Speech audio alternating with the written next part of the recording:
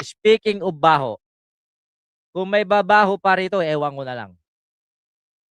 Huwag kayong judgmental. 49 to like, sabi dito ni ay late ka na, Ma'am Berlita. Lagi na lang ganyan. Parang option na lang ako sa inyong buhay. Kailan kaya ako magiging priority ng buhay ng iba?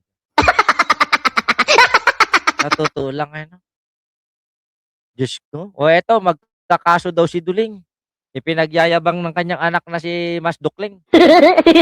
Anong sinasabi ko? Kanina, topic natin yan. Kaya na umaga. Wala Nagmayabang na naman Oh, eto, panoorin ninyo ha. Huwag kayo ma-high blood. Ha? Pag-usapan lang.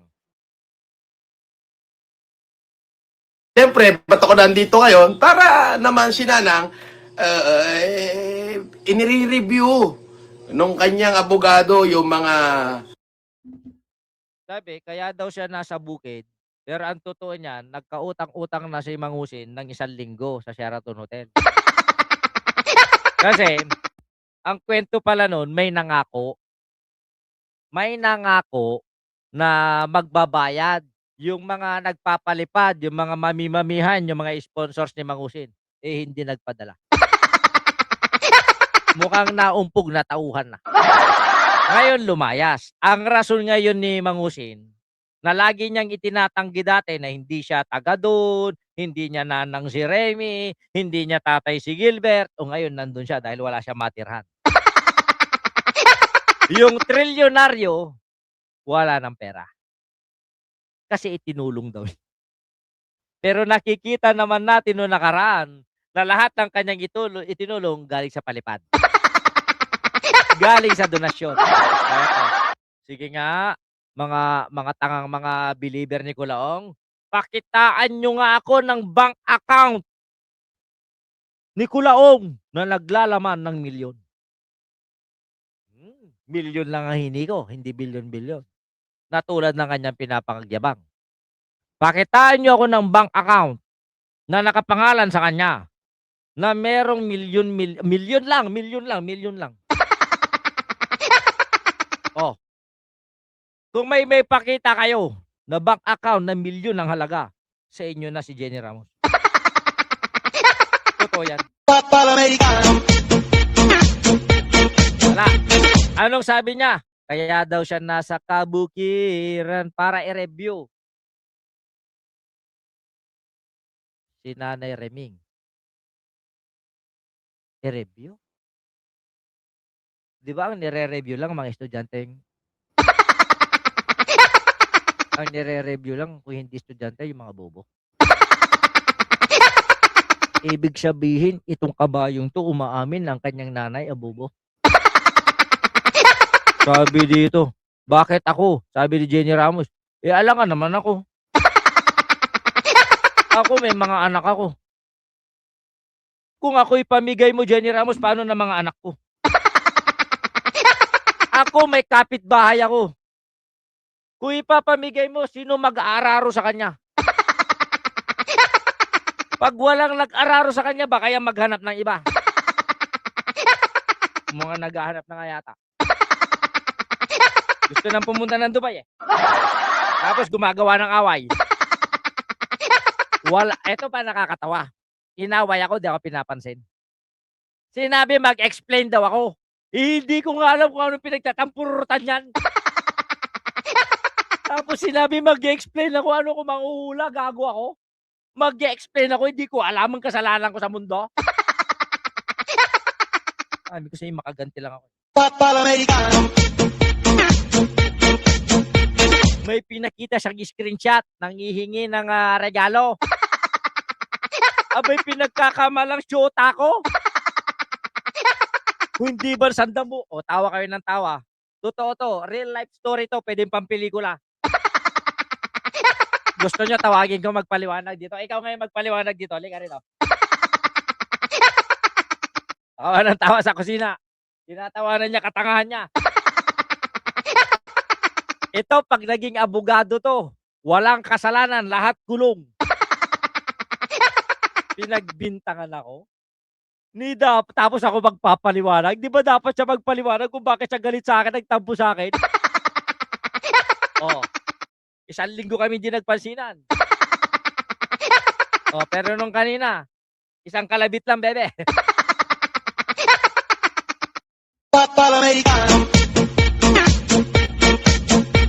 Halikan mo sa leeg, kabsat mo biti.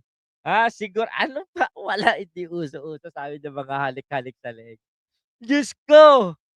Ma'am LC Mix, tinanggal ko lahat ang kanyang pride. Oo, tinanggal ko lahat ang kanyang pride. Kita mo ngayon nagluluto. Oh, 'di ba ganyan 'pag ang babae, 'pag napagbigyan biglang sipag, 'di ba? Oh, tingnan niyo parang alipin ngayon nagluluto. Ano kayo, tawa kayo ng tawa? Tuloy natin 'tong kamangmangan ni Mang Husin. Mga live nung mga vlogger na binastos siya. Oh? At pagkatapos Rine-review daw ni Reming Duling yung mga nambastos sa kanyang mga vlogger.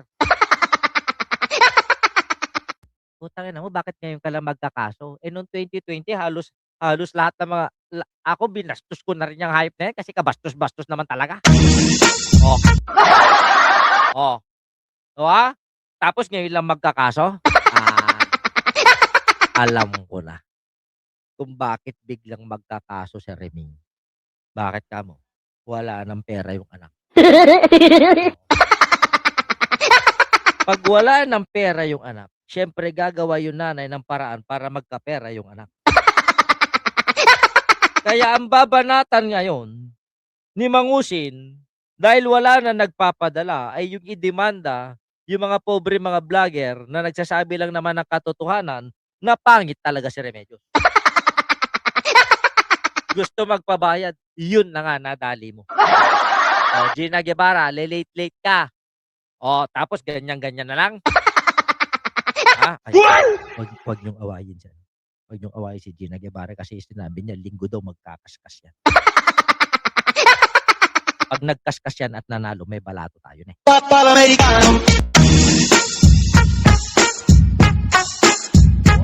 Liberty Arcega, shoutout. Magkakaso daw si Reming Duling sa mga nangsasalaula sa kanya. Abe, taong 20,000 dalawa. Binabastos na ang itsura niya. Bakit ngayon lang siya magkakaso? Amazing. Holy Week, siya magsasampa dito Oh. sa lugar nila doon sa mga vlogger na nang walang Oy, kayo mga taga Nagilian, may municipal trial court ba dyan o MTC? Meron ba? Magkakaso sa lugar nila. Sa barangay. Magrereklamo sa barangay. Tapos, yung mga vlogger ipapatawag sa barangay. Tapos, si Gilbert na isang lupon, siya ang lilitis. Aray ko.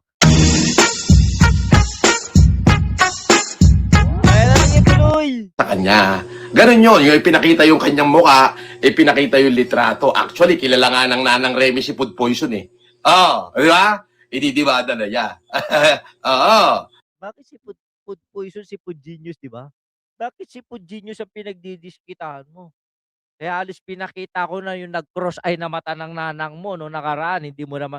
At saka hindi ako babanggit-banggit ni ano no? Ni Kulaong no? Takot ka sa muscle mo. Ayaw pa naman yan, i-invite sana kita dito sa front. Para matupad na yung pangarap mo makaapak man lang ng Europa. Oo.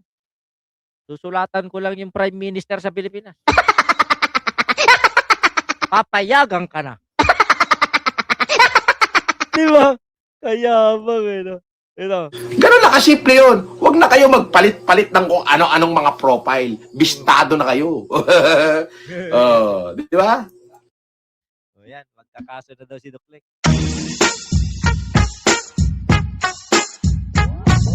Ang ipinapanakot, yung mga nagpwesto daw ng balatuhan na lang kita ulit kapsat bagtit pag nanalo ako sa kaskas, bibili ako sa sahod ko, promise yan. Kala ko ba linggo? Ah, ma'am, lahat daw nung nagpakita ng pagmumukha ni Remedios ay ikakaso. Sandali lang. Sino 'yan? Sino 'yan? Sino 'yan, 'di siya si Remedios Antonio. Oh, yan complete name pa, oh, libelo siya. Bakit 'di mo ako makasuhan? Come on, bring it on, baby! Gusto mo, magsunugan tayo ng kaso. Sunog ka na, yung kaso ko hindi pa naikakaso. Baka pagyabang lang. Alam mo, Kulao, alam ko kung saan ka nakatira. Meron kang isang kapitbahay diyan na ang distansya ay 200 metro mula sa bahay ng nanang mo, ay kilalang-kilala ka at nakikita ka araw-araw. Puwede kong papitik ang ilong mo para umayos, kasi busangot ang ilong mo. O di naman kaya sponsoran kita, pumunta ka kay Belo. Pero according kay Belo, hindi daw sila tumatanggap ng kabayo. Diyos ko naman, sa dami kasi ng kayabangan ng taon 'to, panindigan ang kay sarap mabuhay na nasa tamang panig ka, nagsasabi ka ng totoo. Sabagay anong aasahan mo rito maibibigay na trabahong matino rito? Grade 5 nagyabang, natuto lang magluto ng donut, akala mo sa kanya na yung bakery. 'Di ba? 'Di ba? Kaya lang marami talagang na-dengue nito. Isa na yung vlogger na isa. Ngayon mahilig magsalita ng, "Ay! Ay! Gaganon-ganon. Tapos nung nakulong si Kulaong, bida na. Ang pangit pala yan, kabsat, 'no? Ngayon mo lang nalaman na pangit na yan. 6 na taon ko nang sinasabi sa buong ere. Umamin-amin ka nga rito, Love Sapphire. Isa ka rin sa nahumaling dito na nagsasabing pogi ito, 'no? Meron dito sa Paris, isang vlogger niya dati, butang na 'pag nagsasalita, "Ang pogi mo pala boss." Parang basang-basa na yung pekpek kaagad. Oh, ngayon wala nang kasing pangit. Lourdes B. Bonifacio, good evening kapatid, God bless. Bakit? Anong nagawa ko sa mundo?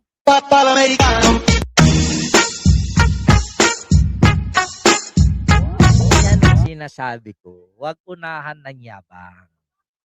'Di ba? Yung mga BBM France, BBM in France, number one na tagapagtanggol at napaniwala niyo. Yung mga taga Bombondik.